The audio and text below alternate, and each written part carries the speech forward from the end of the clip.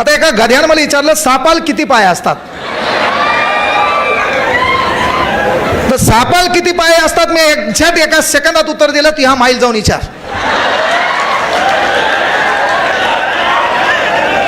आता कॉमन आहे ना प्रश्न, मी शिकवायलो काय, मी बोलायलो काय, तू विषय कोणता मांडतो, इथं वादे व्हायलेत ना आपले. हा पुन्हा मेन गोष्ट, आपण त्या 3 आळशी मित्रावर यायचं राहिलो तर आपण कुठेही जाऊ द्या मग हा विषय सोडत नाही, ह्या लांब किती जाऊ द्या, पण मी मूळ विषयावर येतोच. सांगायचं तात्पर्य बाबा, 100-150 पोरं बॅचला होते माझ्या. परभणीमध्ये आमच्या एरियातून बाकीच्या क्लासला लोक जायचे. आपलं राहणीमान आपलं बोलणं असल्यामुळं काही काही परभणीच्या लेकरांना आपला स्वभाव आवडायचा नाही. आणि आज इथं बसलेल्या वासिमकरांना गर्वानं सांगतो, सर्वांनी एकदा स्वतःसाठी टाळ्या वाजवा, कारण पहिले आणि ह्या ज्या तुमच्या टाळ्या आहेत त्या आमचे मित्र सुमित गोटेसाठी एकदा जोरदार टाळ्या वाजवा. कारण का माहिती आहे का, मी पहिला जिल्हा पाहिला की ज्या जिल्ह्यामध्ये सर्व अकॅडमीचे मास्तर एकत्र आणले आणि त्या गुणवंत ज्यांनी गुणवंतांना घडवले त्या शिक्षकाचा सत्कार करण्याचा पहिला सोहळा इथं पार पडला.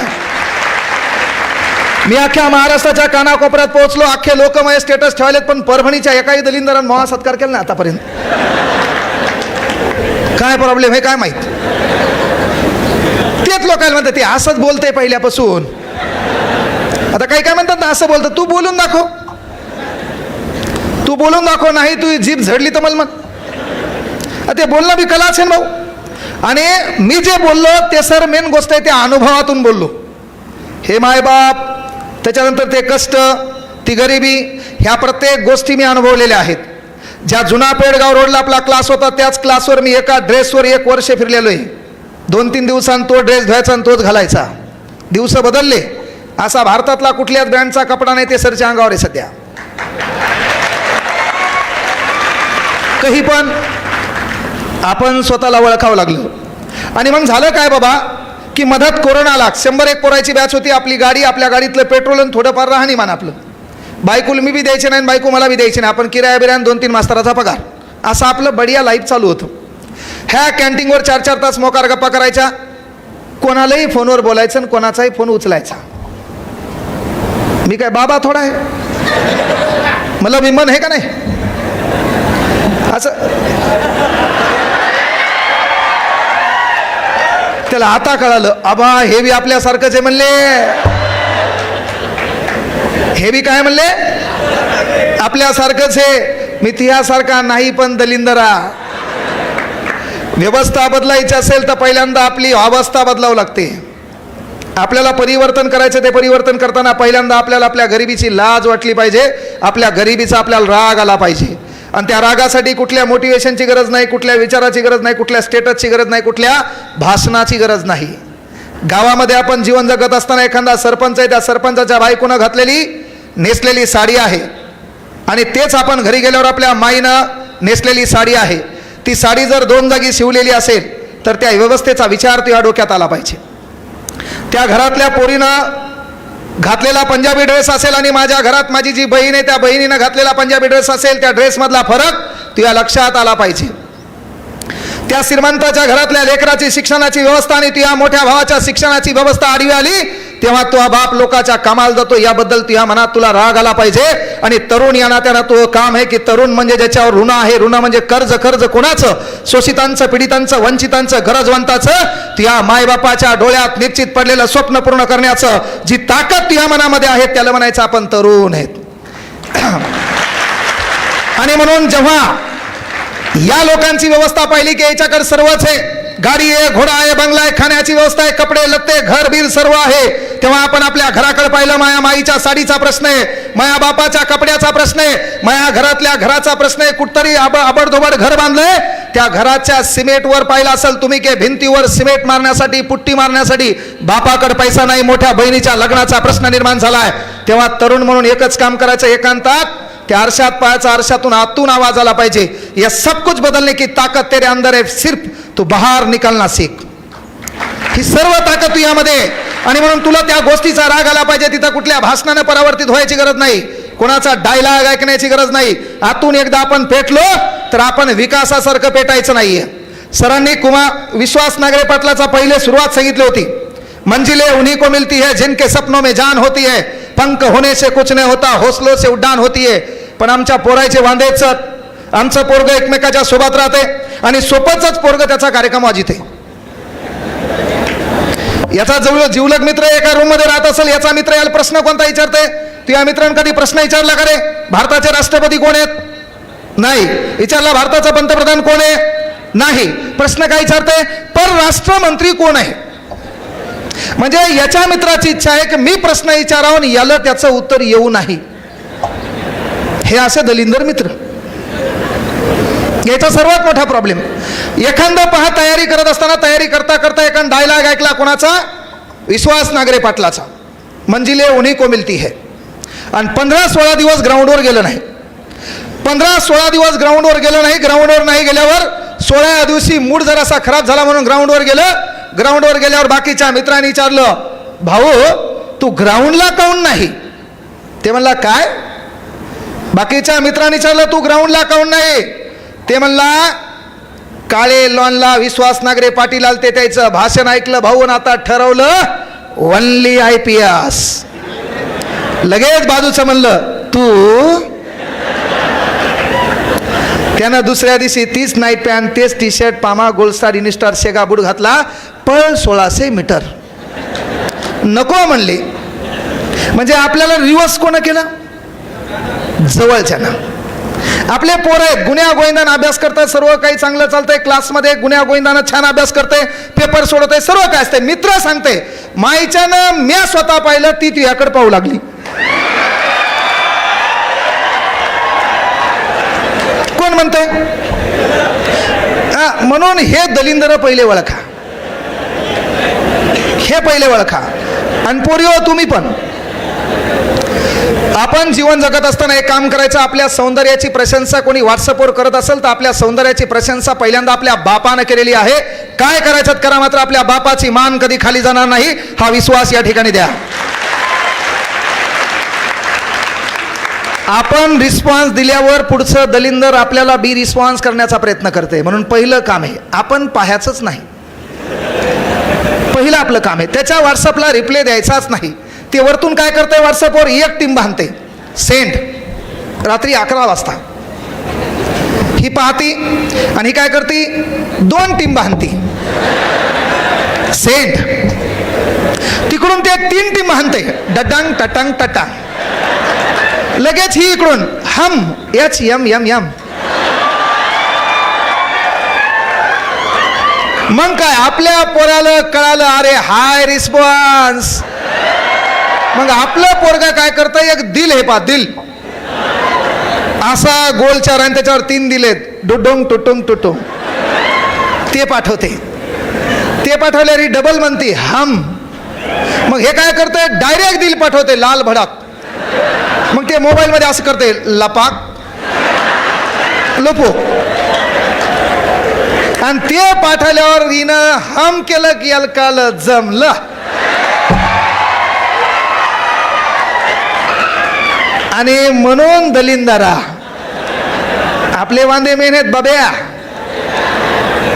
काय होतंय, आपण ग्रामीण भागातून वाशिमला शिकायला येतो. एक रूम असते, रूम मध्ये छानपैकी शिकत असतात, सर्व काही चांगलं चालते. हे चांगलं शिकत असताना होतंय काय माहितीये का, 4 जण छान अभ्यास करतात आणि त्याच्यात एकाचे हृदयाचे तार जुटलेले असतात. त्याला तिकडून फोन येतो, पिलू जेवला?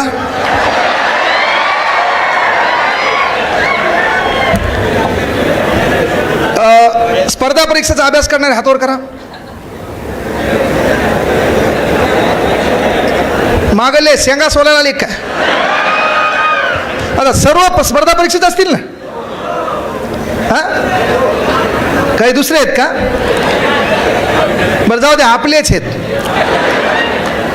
म्हणजे मेन गोष्ट काय माहितीये का, हे 4 जण एका रूम मध्ये छान पद्धतीने अभ्यास करतात, सर्व काही चांगलं असते. पण तेवढ्यात होत आहे काय माहितीये का, त्याला तिकडून कॉल येतो आणि ती म्हणते पिलू जेवला का? मग आता ते जेवला म्हणलं, हे काय म्हणते मला ऐकू येईना, हे स्पीकर ऑन करते. काहून? याच्या डोक्यात एकच विचार, हे जे उपासी मित्रमंडळी यायला चिडवायचं.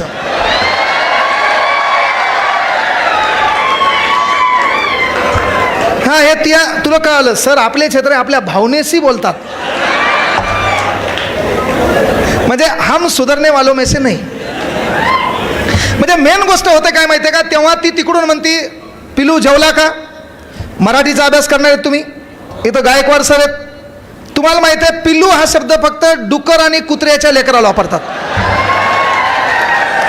विचार नाही तर शोधून दाखवा. माणसाच्या लेकराला बाळ म्हणतात, पिलू नाही. आता मग पोरीला मला प्रश्न आहे, पिलू 80 किलोचा असते बाई.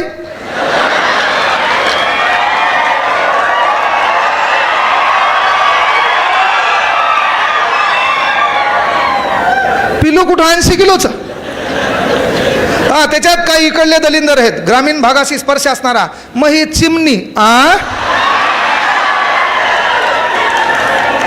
तू ही चिमणी का बापा, चिमणी बी 60 किलोची घे.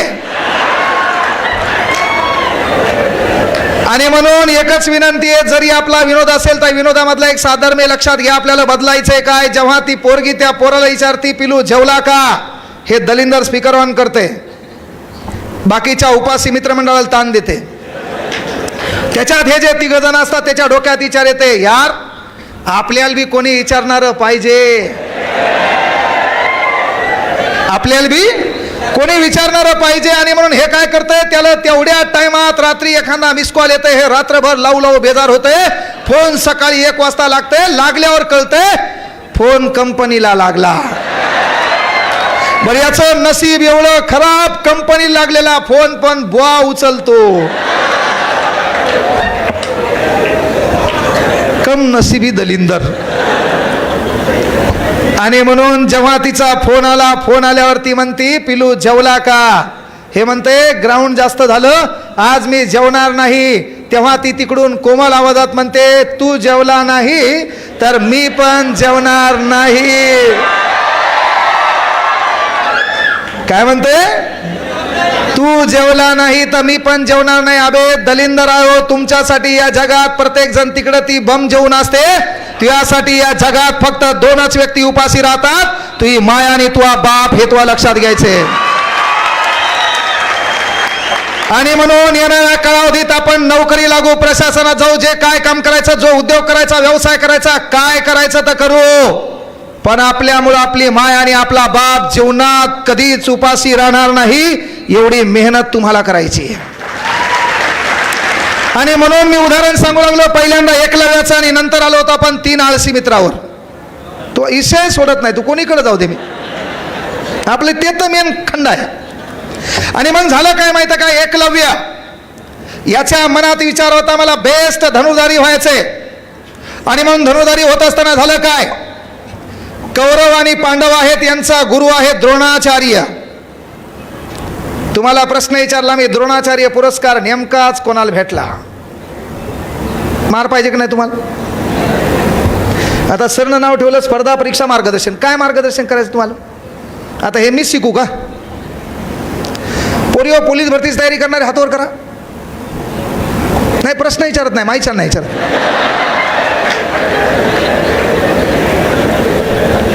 तिघीच आहेत मागल्या. बरं पोलीस भरतीची तयारी करणारे पोर हातवर करा.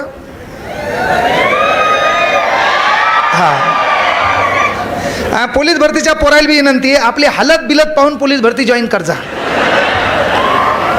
अच्छा एवढुले झिरबाळे लेकरं पोलीस झाल्यावर कसं होईल रे. म्हणजे तुला चोरा हाणून निघून जातील का नाही. काही काही शोकांतिकान काही काही पोरं पोलीस भरतीमध्ये असे आलेत, त्याला गोळा उचलून हातात द्यावा लागायला. त्याला गोळा फेकता ना, गोळा फेकताना त्याच्या उजव्या हातावर उजव्या पायावर पाय ठेवावा लागला, नाही तर गोळ्यासहित पुढे चालले ते. थोडंफार काहीतरी करावं लागेल का नाही. या बदलत्या काळामध्ये बदलता काळ आपल्याला लक्षात घ्यायचा. म्हणून तुमच्यासाठी उदाहरण होतं एकलव्याचं. द्रोणाचार्य नावाचा ऋषी आहे, कौरव आणि पांडवाचा तो गुरु आहे. कौरव आणि पांडवाचा गुरु असताना शिक्षकाच्या मनात कधी विचार येतात की मी ज्याला शिकवतो तो विद्यार्थी माझा आदर्श पाहिजे. आणि म्हणून त्या द्रोणाचार्याच्या मनात इच्छा होती की मी ज्याला शिकवतो तो माझा अर्जुन जगातला सर्वश्रेष्ठ धनुर्धारी आहे. लोकांनी तुम्हाला उदाहरण शिकवलं, त्या उदाहरणात थोडा बदल करायलो मी. आणि हा बदल खरा आहे, कारण आपला इतिहास आपल्याला माहीत नाही. जिस शहर में बारिश नहीं होती वहाँ की फसल खराब होती है, जिस शहर में बारिश नहीं होती वहाँ की फसल खराब होती है, जिस समाज को अपना इतिहास मालूम नहीं उसकी आने वाली नस्ल बर्बाद होती है. म्हणून मेन काय की त्या द्रोणाचार्याची इच्छा होती, मी ज्याला शिकवलं तो जगातला सर्वश्रेष्ठ धनुधारी असेल, त्याचं नाव असेल अर्जुन. आणि मग झालं काय, हे सर्वजण एकदा जंगलात जाऊ लागले. जंगलात जात असताना एका कुत्र्याचा भुंकण्याचा आवाज आला, आणि कुत्र्याच्या भुंकण्याचा आवाज आल्याच्या नंतर झालं काय की 2 मिनिटानं कुत्र्याचं भुंकणं थांबलं. पाहत होतं काय, तर कुत्र्याच्या मुखामध्ये 7 बाण आहेत. कुत्र्याला एकही बाण लागला नाही, कुत्र्याच्या मुखात रक्तही वाहिलेलं नाही, कुत्र्याला कुठल्याही बाणाचा टच नाही, मात्र फक्त कुत्र्याचं भुंकणं बंद झालंय. द्रोणाचार्य ऋषी अचंबित झाले. अरे मी ज्याला शिकवतो तो माझा जगातला सर्वश्रेष्ठ धनुधारी अर्जुन माझ्या सोबत आहे, मग या कुत्र्याला शांत कोण केलं, मग याचा शोध घ्यायचा आहे. त्या कुत्र्याच्या पाठोमाग जात होते. पाठोमाग जात असताना एक झोपडी लागली. झोपडीतून द्रोणाचार्य, कौरव आणि पांडव यांनी झोपडीत प्रवेश केला. प्रवेश केल्याच्या नंतर एक काळाकुट्ट पोरग हातामध्ये धनुष्यबाण घेऊन पुढे निशाणा लावत होतं. निशाणा लावत असताना त्या द्रोणाचार्याने विचारलं, नाव काय तुझं? तेव्हा आपल्यापैकी गोरगरिबाचं लेकरू आवाज देते, माझं नाव एकलव्य. त्याने विचारलं काय करतोस? त्यानं सांगितलं पुढं निशाणा लावतोय. आणि मग द्रोणाचार्याने निशाणा लावताना पाहिला तर त्याचा निशाणा प्रत्येक अचूक होता. अचूक असल्याच्या नंतर द्रोणाचार्याने विचारलं की बाळा, हे जो तू निशाणा अचूक लावतो यासाठी कोणीतरी तुला शिकवलं असेल, मग तुझा गुरु कोण? तेव्हा एकलव्य सांगतो, गुरुवर्य, काही कालावधीपूर्वी मी तुमच्याकडे शिकायला आलो होतो. शिकायला आल्याच्या नंतर मी तुम्हाला विचारलं, तेव्हा तुम्ही मला सांगितलं की तू जातीनं आदिवासी आहे. जात तेव्हाही आडवी आली, जात आत्ताही आडवी येते, पण त्या जातीला समाज माणसातून पाडून तुम्हाला आम्हाला एकत्र करण्यासाठी चौकात एका माणसानं असा हात वरती केलाय, नीट रहा, त्याचं नाव आहे डॉक्टर बाबासाहेब आंबेडकर. आणि म्हणून काय की बाबा हे कोणी तुला शिकवलं? तेव्हा सांगितलं मी तुमच्याकडे आलो होतो, तुम्ही सांगितलं तू जातीनं आदिवासी आहे, तुला बाण चालवता नाही, बाण चालवण्याचं कर्तव्य क्षत्रियांचं आहे, मला जातीमुळे तुम्ही शिकू दिलं नाही. आणि म्हणून गुरुवर्य, मी तुमचा मातीचा पुतळा या ठिकाणी बनवला, मनोमनी तुम्हाला गुरु मानलं आणि ही निशाणी बाजी शिकलो. द्रोणाचार्य ऋषीच्या मनात कपट नीतीचं राजकारण आलं. कारण ज्याला मी शिकवतो त्या शिकवणाऱ्या विद्यार्थ्याचं नाव अर्जुन आहे.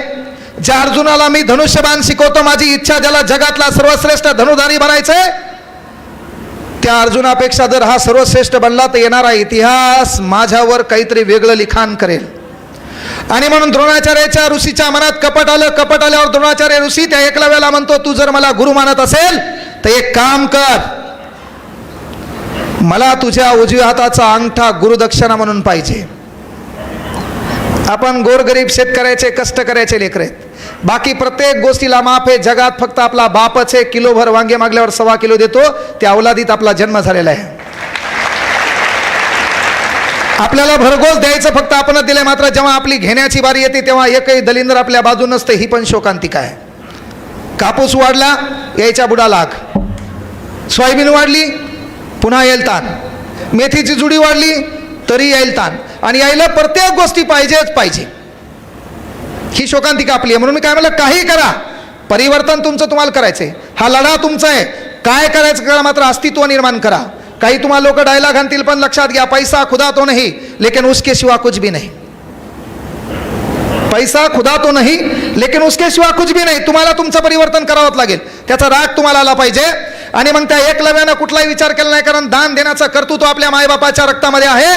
त्या एकलव्यानं एका सेकंदात बाणावर अंगठा ठेवला, अंगठा तोडला आणि द्रोणाचार्याच्या हातात ठेवला. द्रोणाचार्याच्या हातात अंगठा ठेवला. त्या झोपडीतून द्रोणाचार्य, कौरव, पांडव बाहेर निघाले. बाहेर निघाल्यावर मनोमनी द्रोणाचार्य हसत होता. द्रोणाचार्याला प्रश्न पडला की आज आता येणाऱ्या काळात कुठली निशाणीबाजी असेल तेव्हा तिथं माझा विद्यार्थीच असेल, त्या विद्यार्थ्याचं नाव अर्जुन असेल, तो जगातला सर्वश्रेष्ठ धनुधारी असेल, त्याला रोखणारा या पृथ्वी तलावर कोणी नसेल. हा प्रश्न त्यांच्या मनात पडला. मनोमन आनंद होत होता. तो अंगठा हातावर ठेवलेला उजव्या हातावर. आणि द्रोणाचार्य ऋषी बाहेर निघाले. बाहेर निघाल्याच्या नंतर झालं काय, एक 50 मीटरवर गेल्यावर त्यांच्या पायामध्ये एक साप आला. साप आल्याच्या नंतर साप त्यांना चावणार, तेवढ्यात मागून एक बाण आला आणि सापाचं धडापासून डोकं वेगळं केलं. सापाचे 2 तुकडे पडले. द्रोणाचार्याच्या मनात विचार आला, हा बाण कदाचित माझ्या अर्जुनाने मारला असेल, हा बाण माझ्या अर्जुनाने मारला असेल. आणि म्हणून द्रोणाचार्य ऋषींना बाजूला पाहिलं तर अर्जुन बाजूला चालू लागला. द्रोणाचार्य ऋषी कोमात गेले.